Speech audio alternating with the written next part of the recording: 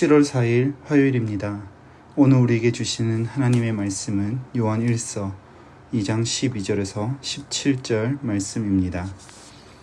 자녀들아, 내가 너희에게 쓰는 것은 너희 죄가 그의 이름으로 말미암아 사함을 받았으며, 아비들아, 내가 너희에게 쓰는 것은 너희가 태초부터 계신 일을 알았으며, 청년들아, 내가 너희에게 쓰는 것은 너희가 악한 자를 이기었음이라.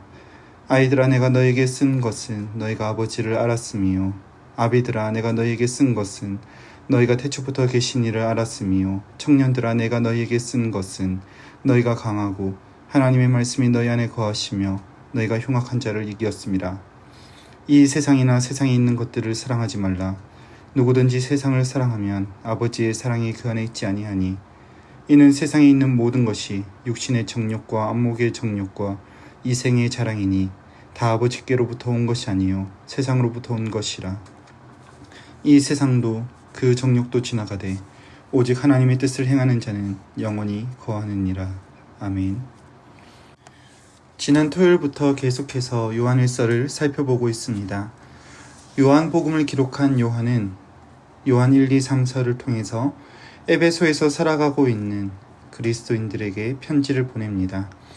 이 편지들이 쓰여진 시기는 주 90년으로 추정되는데, 이스라엘이 로마에 의하여 멸망한 지 20년이 지난 시점입니다. 유대 전쟁으로 인해 에베소로 피신한 성도들은 시간이 흘렀고 그곳에서 정착하여 살아가고 있었습니다. 먼 타국에서 그들은 자신들이 사랑하던 나라가 멸망하고 성전이 무너졌다는 소식을 듣게 되었을 것입니다.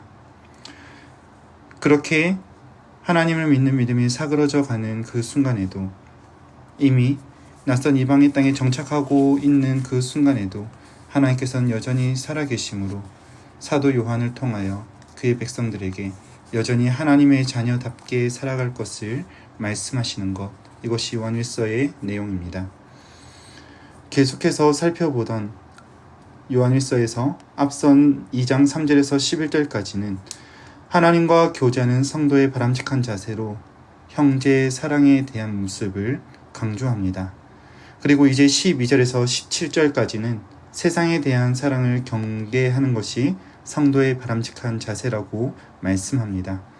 이 부분을 두 가지로 나눠볼 수 있는데, 12절에서 14절까지는 성도들을 향한 격려이며, 15절에서 17절은 그런 격려를 입은 성도들이 세상을 사랑할 것을 경계할 것을 말씀하고 있습니다. 12절부터 보시면 자녀들아 라고 편지의 수신자들을 호칭하고 있습니다. 이러한 요한의 호칭에는 여러 가지 견해들이 나눠지기도 하지만, 일반적으로는 서신서 전체 수신자를 자녀처럼 여기는 애칭입니다. 이어지는 호칭 아비들은 비교적 연령이 높으며 영적인 경험이 풍부한 신앙으로 성숙한 사람들을 의미합니다. 이 아비들이 가지고 있는 특징, 그들이 누리는 복은 태초부터 계신 이를 알았다는 것입니다. 여기서 태초부터 계신 이를 아는 것은 선지자신 그리스도를 아는 것입니다. 요한일서의 문맥상 영지주의자들의 공격으로부터 변호의 성격도 있기에 신앙적으로 성숙한 이들이 알고 있는 태초부터 계신 이는 예수 그리스도입니다.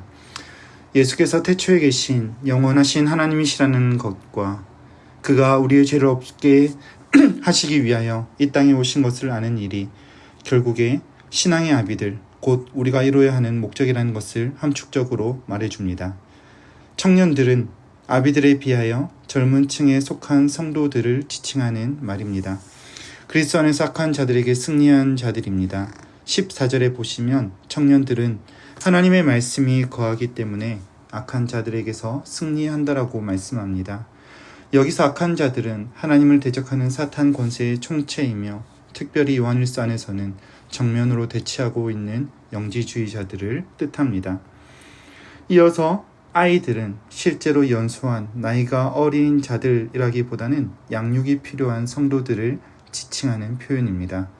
그러는 아버지가 누구이신지를 아는 것으로 세상을 이길 수 있다라고 말씀합니다. 아버지를 아는 것은 당시 영지주의자들이 주장하는 신비한 지식으로 하나님을 아는 것이 아니라 참된 인격적인 연합 안에서 하나님을 알고 믿고 더 나아가서 사랑해야 함을 말하고 있는 것입니다. 이처럼 요한은 성도들을 부르는 호칭을 가족 단위의 형태로 부르면서 모든 세대의 신앙을 가지고 있는 자들은 15절에서 세상에 있는 것들을 사랑하지 말라고 당부합니다.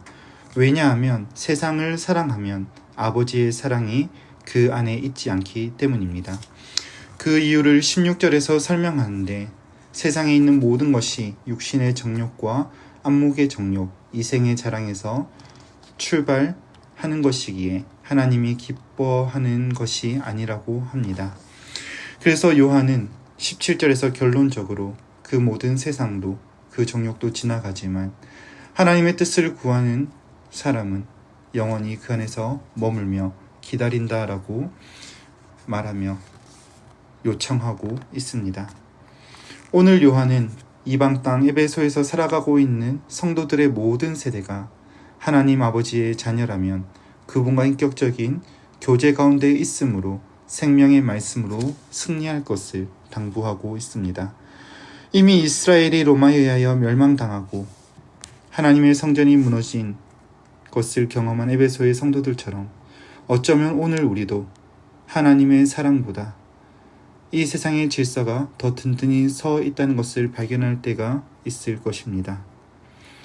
하나님께서 사랑하시는 성도라고 하는 이름을 지님에도 불구하고 믿음으로 살아가야 하지만 그러나 하나님을 향한 하나둘 작은 불신들이 쌓이고 쌓여 결국에 우리가 하나님을 예배해야 하는 참된 성전은 무너지고 우리의 삶에서 에베소의 그 찬란한 문화들처럼 우리의 삶을 주장하고 있는 여러 환경들이 어쩌면 더 웅장하고 값지게 보일 수도 있을 것입니다.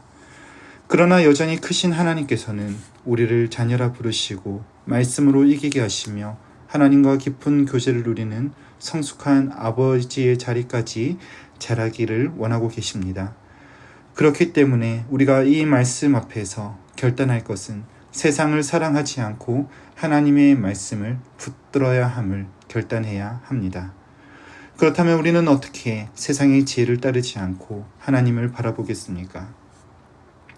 모든 유혹에서 벗어나고자 극단적인 방법으로 금욕하고 욕망들을 멀리한다고 해서 그것들이 우리의 삶에서 끊어내지겠습니까? 결국엔 그것들이 우리의 내리에서 사라지지 않는 것을 경험할 뿐입니다. 오히려 더욱더 우리의 마음을 자극하게 될 것입니다. 그렇다면 우리가 세상의 유혹으로부터 참된 자유를 얻기 위해서 어떻게 살아가야 할까요? 그 방법은 세상의 물질에 우리의 가치를 두지 않는 것에 있습니다. 오늘 본문 17절에서 요한은 결론적으로 말씀합니다. 세상의 욕망들이 다 지나갑니다. 그 세상, 그 욕망이 스스로가 어떤 인격적인 존재이거나 능동성을 가지고 있지 않기 때문에 지나간다라고 말씀하고 있지만 헬라어 성경으로 보면 파라게타이, 수동태형으로 욕망들은 지나가지고 세상 역시 그와 동일하다라고 말씀하고 있습니다. 그러나 하나님의 뜻을 행하는 자, 곧 하나님께 최고의 가치를 두고 살아가는 자는 영원히 거합니다 라고 말씀합니다. 특별히 이 거하다라고 하는 단어 안에는 다중적인 의미로 기다린다 라고 하는 뜻도 있습니다. 이 말씀 앞에서 우리가 진정으로 행해야 하는 것은 세상 질서 속에 우리의 가치를 부여하지 않는 것입니다. 요한은 에베소에 있는 성도들에게 편지를 쓰면서 낯선 이방의 땅에서 살아가고 있지만 그럼에도 불구하고 그들이 하나님의 자녀답게 살아가기를 원하는 마음에서 편지를 썼습니다. 분명 에베소에 있는 사람들은 이방의 찬란히 꽃피운 문화들과 부유함으로 인하여 그들의 마음이 흔들렸을 것입니다. 그럼에도 불구하고 하나님께서 진정으로 원하시는 것은 오직 그분에게만 가치를 부여하고 그분만을 찬양하는 것입니다. 오늘날 동일하게 하나님께서는 우리를 아버지의 자녀로 삼으시고 아버지를 아는 자녀답게 살아가기를 요청하고 계십니다. 우리는 하나님의 자녀라고 말하면서 찬란하게 꽃피운 세상의 물질적인 질서에 우리의 가치를 부여하고 그것을 사랑하고 있는 연약한 존재들입니다. 그러나 그렇게 연약한 우리일지라도 신실하신 아버지 하나님께서 불쌍히 여기셔서 우리의 눈을 들어 우리의 모든 정욕들도 이 세상의 주관자이신 아버지의 손에 의하여 지나가는 것을 보게 하시기를 원합니다. 그리함으로 주님 한 분께 우리의 모든 가치를 드리며 오늘 우리에게 주신 하루의 삶을 통하여 주님께만 최고의 가치, 최고의 영광을 올려드리는 저와 여러분의 삶이 되시기를 간절히 소망합니다. 그렇게 할 때 우리 주님 옳다고 인정해 주시며 수고했다라고 칭찬하실 것입니다. 말씀을 맺겠습니다. 이방의 찬란한 문명은 흩어진 나그네들, 고향을 떠나온 자들의 마음을 흔들어 놓기에 충분했을 것입니다. 성전은 무너지고 크고 위대한 여신 아데미의 처소는 더 빛나 보였을 것입니다. 그러나 그 모든 것을 주관하시는 하나님 아버지, 그분께서 자녀라 부르시기에 그의 자녀들이 해야 하는 것은 세상의 질서와 물질적인 가치에 마음이 흔들리지 않는 것입니다. 바라기는 자녀라 부르심을 받은 우리가 아직도 세상적인 것에 가치를 부여하고 하나님의 말씀에 떠난 삶을 살아가고 있다면 하나님께서는 그런 우리를 긍휼히 여기셔서 허무한 세상의 가치에 굴복하는 것이 아니라 하나님의 뜻 안에 거하기를 구하며 기도하며 기다리는 삶을 살아갈 수 있는 힘 주시기를 간절히 소망합니다. 기도하겠습니다.